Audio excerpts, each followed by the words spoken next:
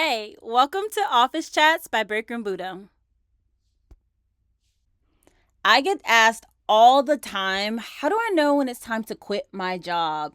Well, for me, I take mental notes in my head every time something happens that doesn't really sit right with me. It's like a strike, another thing for me to think about and think through.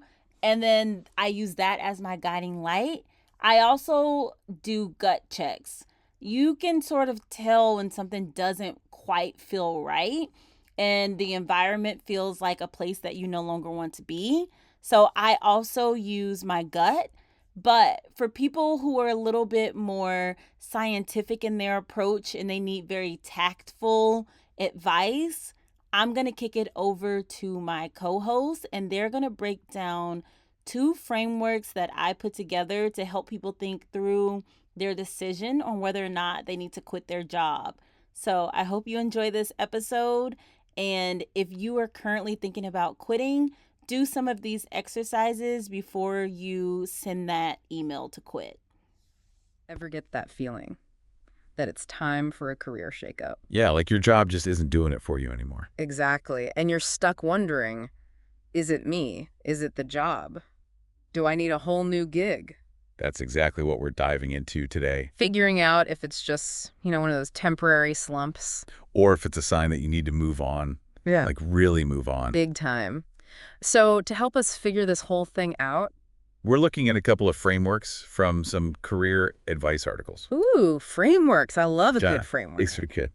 The job vibe check and the exit strategy assessment. Okay, those sound pretty official. Well, they're designed to help you navigate those tricky moments, should I stay or should I go? Oh, like that song. I love that song. Right. It's a classic. But yeah, tough question. And I feel this actually relates to something one of the articles mentioned. Right, yeah. This idea that you can kind of tell if a job is going to be right or not, like right away. On the first day. Yeah, like by lunchtime on that very first day.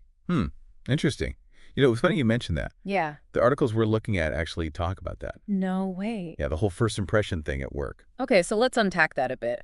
What's the connection there between like day one vibes Right. and knowing if it's the right job for you long term?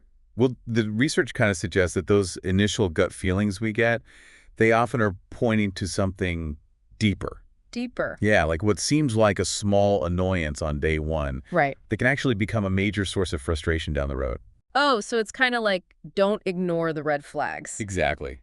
Exactly. Wow, makes you think twice about those first impressions. It's like our subconscious is picking up on things that maybe we don't even realize yet. And that's actually where the job vibe check comes in. Okay, I'm listening. Tell me more. It basically helps you break down those initial feelings in a more structured way. Okay, so how does this job vibe check thing actually work? Do I need like a thermometer?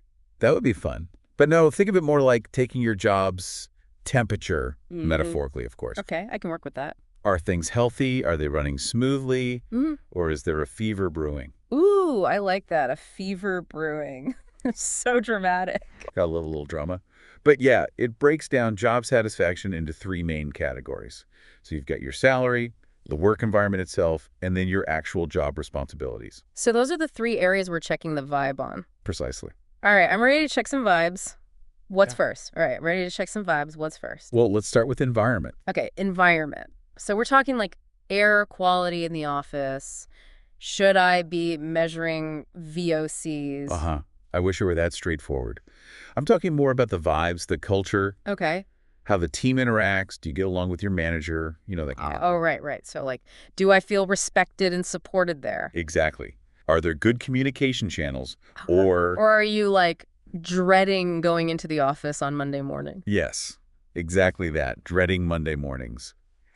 Big sign. Ugh, don't even remind me. That reminds me of this one job I had. Well, yeah. It was a tech startup.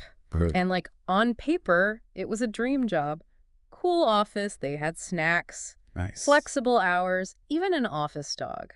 But Oh. something was just off about the vibe. Interesting. Yeah, it was like weirdly competitive and everyone was just a little too peppy all the time, Oh, yeah, like toxic positivity. Yes, that's exactly what it was. Wow, so you really picked up on that bad environment vibe, huh? Definitely did. Yeah. But you know what's funny? At the time, I thought maybe it was just me. Like maybe I just needed to adjust.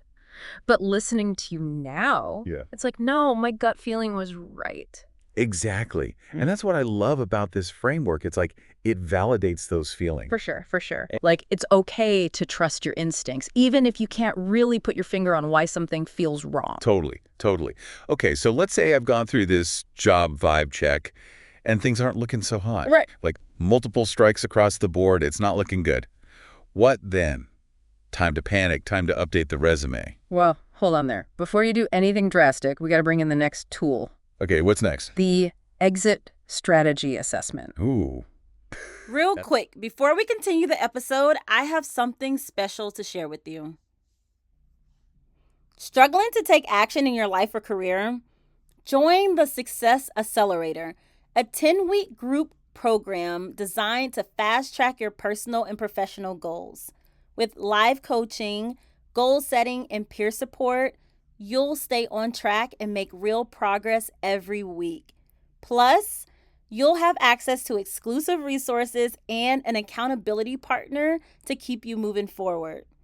Registration closes October 28th and sessions begin November 6th. Click the link in the show notes labeled Career Coaching Services to join today. Now, let's get back to the episode. Ooh. That sounds serious. It's all about strategy, right? It's okay. So let's say things aren't good. Instead of just freaking out, let's be strategic about this whole thing. Love it. Strategic, not panicked. Okay, lay it on me. How do we do this thing? First things first. Pretend you're starting this job today. Brand new job. Wait, are we talking about like time travel here? Not quite. It's all about shifting your mindset. You're hitting the reset button, Okay. trying to remove all that built-up baggage. The emotional baggage. Exactly. Okay. And then you look at the job with fresh eyes. Oh, I see, I see. So instead of focusing on, like, that time my boss yelled at me for no reason, Right. I'm asking myself, knowing what I know now, would I even want this job? Exactly. Like, would you sign that offer letter again? I love that. So fresh, so clean, like a career do-over. Exactly. And then once you've done that, we move on to the next step. Data collection. Data collection. Okay, now this is sounding a little intense. Not really. It's more like being your own little detective. Who? A career detective. I like it. Right. So basically, you keep this log of Everything. everything that annoys you at work. Like what? Give me an example. Oh, anything, really. Big or small, it all goes in the log. Did Brenda from accounting send another passive-aggressive email? Write it down. Okay, noted. Brenda goes in the log. Did the printer jam again? Ugh, the worst. Right. Log it. Okay. You know, I actually love this idea because we all have those little annoyances at work. All the time. Yes, but we just kind of, like, brush them off, you know? We just complain to our pets. Exactly, complain to our cats. But this way, we're forced to actually acknowledge them. Yeah, confront them. And sometimes those little things, they can actually tell you a lot about what's really bothering you. It's like I say, the devil's in the details, or in this case, in the annoyances. Right. Okay, so my annoyance log is complete. It's an epic saga of workplace frustrations. Excellent. Now what? What do we do with all this juicy intel? Now we bring in the big guns. Ooh, I am intrigued. What are the big guns? We're going to analyze your log using these 3 questions from Mo Godot, a former Google exec. Okay, you had me at Google. Tell me more. He calls them, and this is my favorite part, magic questions. Magic questions. All right, I am so ready for this. Hit me with question number 1. All right, so question number 1. Why is this an annoyance? Like, really, why? Okay, so if I'm annoyed because, say, my boss is constantly looking over my shoulder. Micromanaging. Yes, micromanaging. It's not enough to just say, ugh, I hate it when he does that. Right, you've got to dig deeper. Why is that actually bothering me? Exactly. Okay, What? this is good. I like this deep dive. Right, it's about figuring out the root of the issue. It's like therapy, but for my job. Exactly. I love it. Okay, I'm ready. Hit me with magic question number 2. What is it? All right, question number 2. Is this true? Is this true? Wait, hold on. I know, right? So are you saying, like, my annoyances aren't even real? Not necessarily. But it's about checking your assumptions. Like, is it really as bad as you think it is? So going back to my micromanaging boss example, Yeah. instead of assuming, like, he's doing this because he just doesn't trust me, Right. maybe Yeah. there's another explanation. Exactly. Maybe he just got promoted and doesn't know how to manage yet. Or maybe he had a bad experience in the past. Ooh, or maybe his boss is a micromanager, so he thinks that's just how you do things. Exactly. So many possibilities. Okay, I'm starting to see it. This is good. So much to think about. Okay, I'm ready. Hit me with magic question number 3. This is the big one, right? Yeah. Okay, I'm ready. Hit me with magic question number 3. This is the big one, right? It is. And it's about taking action. The question is, what are you going to do about it? Okay, so no more complaining, no more venting to my cat. No more passive aggression. It's time to actually do something. Exactly. So what are my options? Well, you've got 2 paths you can take. Accept and improve, or plan for change. 2 very different paths. Okay, so let's say, for argument's sake, that I want to try to make things work. What does, like, accept and improve look like in real life? It's all about taking control. Being proactive, making changes in your work life. Okay, so like with my micromanaging boss, instead of just being resentful, I should try talking to him about it, set some boundaries. Exactly. Have that conversation. Or maybe it's about, like, coming up with a new system for how you get feedback, something that works for both of you. Okay, I like it. So it's all about finding solutions. Yes. Love it. But let's say I've done the work. Right. I've asked the magic questions. I've really tried to look at it all. Yeah. And I've realized it's just not the right fit. What then? Well, then it's time to plan your exit. Ooh, exit strategy. Exactly. Okay, so how do we do that strategically? Because it does feel kind of scary. It doesn't have to be scary. It's more about taking control, right? Making a plan. Okay. So you don't just end up, like, quitting on a whim and then you have no job. Yeah, that's never good. So first, you got to get super clear on your values, on your non-negotiables. Okay. Like, what actually matters to you in a job? What are you willing to put up with?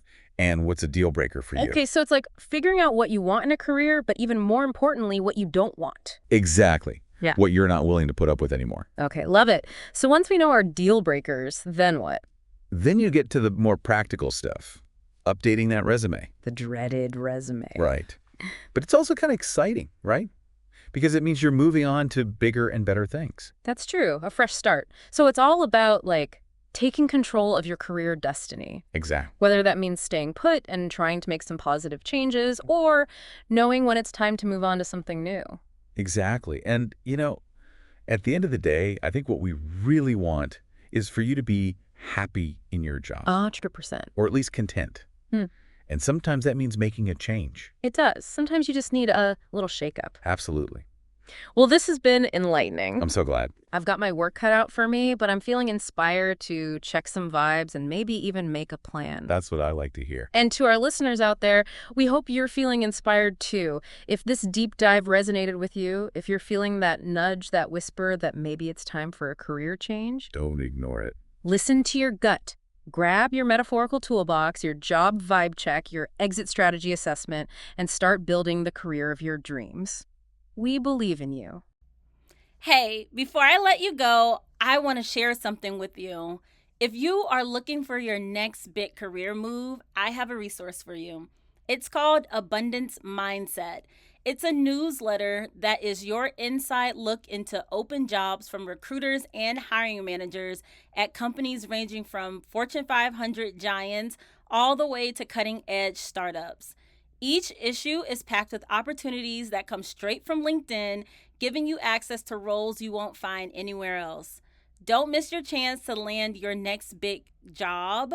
Subscribe to Abundance Mindset today. The link will be in the show notes.